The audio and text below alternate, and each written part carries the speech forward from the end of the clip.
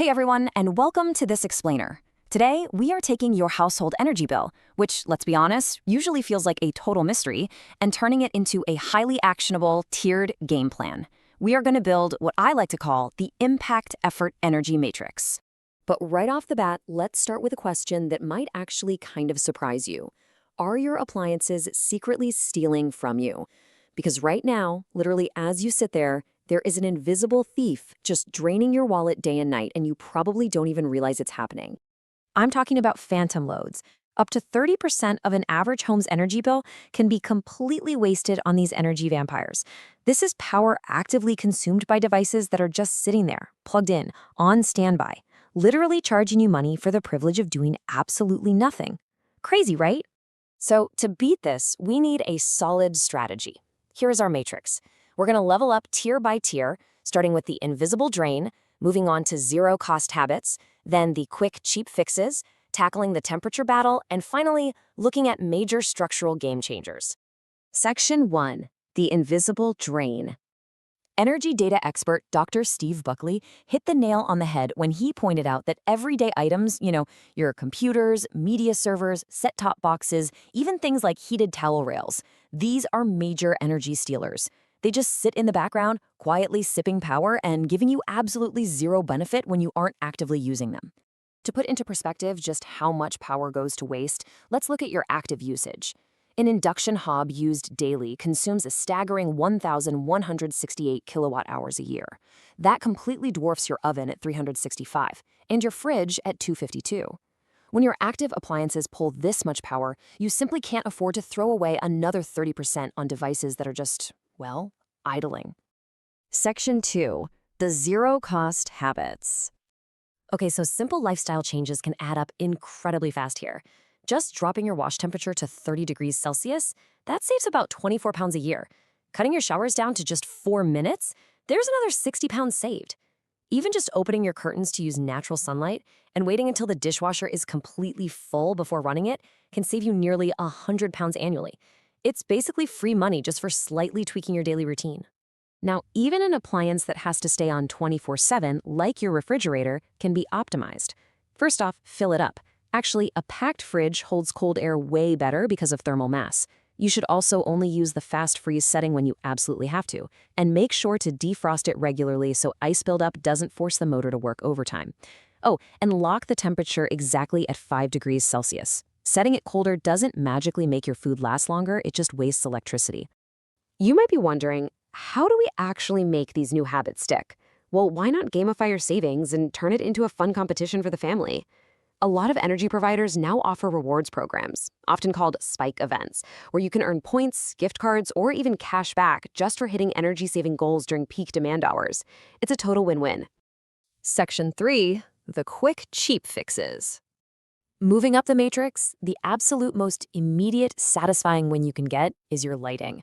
Swapping out a traditional 60-watt incandescent bulb for a 10-watt LED gives you the exact same amount of brightness, but it cuts that bulb's energy usage by up to 75%. It's a real game changer because it completely changes the math on your bill without you having to change your behavior at all. Some other really effective super cheap fixes include fitting tap aerators. These reduce your hot water flow, but don't worry, they don't ruin your water pressure. You can also install smart plugs to automatically kill those phantom standby loads on a set schedule. Or try adding an 80mm insulation jacket to your boiler so it loses way less heat. You can even slip some cheap reflective panels behind your external radiators to literally bounce the heat right back into the room. Section 4. The temperature bell. If you take away absolutely anything from this explainer, please let it be the rule of 1 degree. Lowering your winter thermostat by just 1 degree Celsius can slash your overall heating bill by a massive 10%. Think about that.